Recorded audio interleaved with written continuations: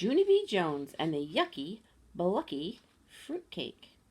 Chapter 3, all about carnivals. Mrs. took attendance. Attendance is when you say the word here, only I didn't feel like saying it, so I just raised my hand very flimsy. Are you feeling all right, Junie B., Mrs. asked. She's okay, said Lucille. She's just mad because I beat her at hopping. Yeah, only I already explained that to you, madam, I shouted at Lucille's face. Mrs. clapped her loud hands at me. Junie B. Jones, that will be enough of that, she said. I put my head on my table again. This day is a bummer, I whispered to just myself. Mrs. stood up at her desk. Boys and girls, may I have your attention, please? I would like to talk to you about a special night coming up at school on Friday. It's called Carnival Night. Does anyone know what a carnival is? I do, said that gem that I hate. A carnival is like what they have at the state fair every year. There are lots of rides there, like a Ferris wheel and a tilt-a-whirl and the bumper cars. Yeah, and there's a shooting gallery with fake ducks, said Jamal Hall. And there's cotton candy that rots your teeth by eating big black holes in your protective tooth enamel, said a boy I love named Ricardo. Ricardo's mother is a dentist, I think. After that, a baby boy named William stood up very shy, and he said one time he rode a scary roller coaster and he didn't even cry that much, except for he accidentally threw up his chili dog. Then Polly Allen Puffer told about carnival food that he threw up too, like a candy apple, a caramel popcorn, and a rubber band. Except for that's not food, that's office supplies. I raised my hand. Carnivals are rip-offs, I said, because one time my daddy kept on trying to knock over 3 bottles with a ball, but even when he hit them, they wouldn't fall down. So he and Mother had to call the cops, and also eyewitnesses news at 6 and 10. Mrs. laughed out loud. Yeah, only that's not a laughing matter, I told her. She stopped smiling. No, of course it isn't, she said, but I promise that nothing like that will happen at our school's carnival night, Junie B. All the games are going to be run by the parents and teachers, and there will be hundreds of prizes to win. I sat up a little bit straighter. Hundreds? I said. Hundreds, she said. Yeah, only I don't even know how to win them, I said. And so Mrs. got out a piece of paper that told all about the carnival games. Well, let's see, she said. It says there will be a fishing booth, a penny toss, a moonwalk tent, a putting green, clothespins in a bottle, a basketball shoot, a ring toss, and a booth where you can throw wet sponges at your principal's face. Just then room 9 got started laughing very much, because throwing sponges at principal is a dream come true, that's why. Mrs. kept on reading. It also says that Mrs. Hall, the art teacher, will be painting faces in the art room, and in our very own room 9 there is going to be a cakewalk. I jumped right out of my chair. Hey, guess what? Walking on cake is the funnest thing I love, because one time at a picnic I stepped on my grandpa's little Debbie cake snack cake with the bare feet, and the creamy feeling was very squishy between my toes. Goonie, shouted the gem that I hate. You Goonie Bird Jones, you don't walk on cake. A cakewalk is a game where you win a cake. Right, teacher? Right? Mrs. made squinting eyes at him. Yes, Jim, but we do not call people Goonie Birds. Calling people names is rude. Plus, if you want to make a comment, I would appreciate if you would politely raise your hand. Like me, right, Mrs., I hollered out, because I raised my hand very polite when I told you that carnivals were rip-offs. Remember that? Then a lot of other kids shouted that they were very polite, too. And so I had to stand up on my chair so Mrs. could hear me. Yeah, only that they can't be as polite as me, right, Mrs., because I said it first.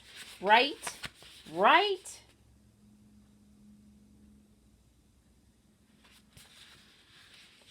Then Mrs. rubbed her head for a very long time. And also, she took some aspirin. Chapter 4. Very practicing. After school, I run all the way home from my bus stop. That's because Grandma Miller babysits me in the afternoon, and I wanted to tell her about carnival night. Hey, Grandma Miller, it's me. It's Junie B. Jones, your grandgirl. I've got some important news for you. There's going to be a carnival at my school, and I can win 100 prizes at that thing. Grandma Miller hurried out of the baby Ollie's room. She looked grumpy at me. Shh, Junie B. Not so loud. I just put the baby down for his nap. My shoulders got very slumping. Yeah, only I'm excited down here, Helen, I said. The grandma smiled a little bit, and she hugged me hello, and she said not to call her Helen. Yeah, only I didn't even tell you the bestest part yet, I said, 'cause Mrs.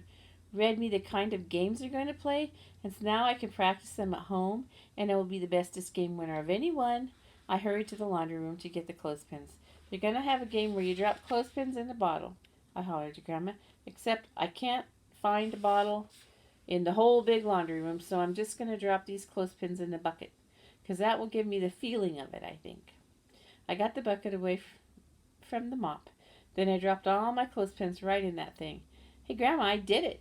I did it. I dropped every single clothespin in this big bucket, and I didn't even miss one of them. I'm a breeze at this game. I ran back to her. Now I need some pennies to practice the penny toss, I said, so Grandma Miller gave me all her pennies, and I ran back and threw those guys in the bucket, too. And here's another fun thing. When Mother came home from work, she showed me how to putt with a real actual golf club. Only no golf balls in the house, so I just putted a grapefruit and also a dinner roll. And guess what? That night at dinner, I didn't even growl about sitting on a telephone book, 'cause everything was going my way. That's why.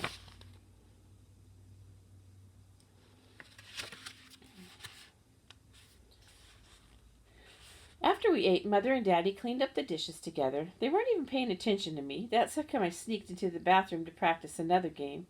Its name is Throwing Sponges at Principal. First I got the sponge from under the sink, then I made it soaky wet with water. Ready, aim, fire, I said, and then I throwed that sponge with all my might. It splashed right into the middle of the toilet pot. Bullseye, I made a bullseye, I hollered, yelled, real excited. Only just then I heard a knock at the door. Junie B., what are you doing in there? Open the door. Oh no, it was Mother. I was in big trouble, I think. My heart got very pumping on account of I'm not actually allowed to play in the toilet. So I quick flushed the sponge down the pot. Only too bad for me, 'cause that dumb thing got stuck in the hole. And the water kept on getting higher and higher, and then it run out over the top. Mother banged harder. I said open the door. I did a gulp. Yeah, only it's a little bit splashy in here right now, I explained, kind of quiet. Mother unlocked the door with a key. I smiled, very pleasant. Hello, how are you today, I said. Mother hollered the name of Robert. Robert is my daddy, except for sometimes he is Bob. He came running in there. Well, good night, folks, I said. Then I tried to sneak out of there, but Mother held on to my shirt. And so even when I kept on walking, I kept on staying. She made me help her and Daddy dry up the water with towels. After that I had to take a bath, only I don't know why, 'cause I was already wet from the toilet. After my bath, Mother tucked me into the bed. Me and her had a little talk. Look, Junie B., Daddy and I know you're excited about the carnival, she said, and we also know you're having fun practicing the games, but you're worrying too much about winning. Nobody can win all of the time. Right, she said. Right, I said. And besides, the fun of the school carnival isn't whether you win or lose, she said. The fun of the school carnival is just playing the games in the first place. Right? She said. Right, I said. So we'll go to the carnival night on Friday, and we'll have a great time, and we won't worry if we don't win any prizes at all. Right? She said. Right, I said. Mother kissed me good night. See you in the morning, she said. Right, I said. After she closed my door, I waited for her feet to walk away. Then I quick took out my flashlight from under my pillow. I shined it all around the room. First, I shined it on my dresser, then I shined it on my toy box, then I shined it on the brand new bookshelf Daddy made me. I smiled and smiled, 'cause that's where I'm going to put them. I whispered to myself, that's where I'm going to put my 100 prizes.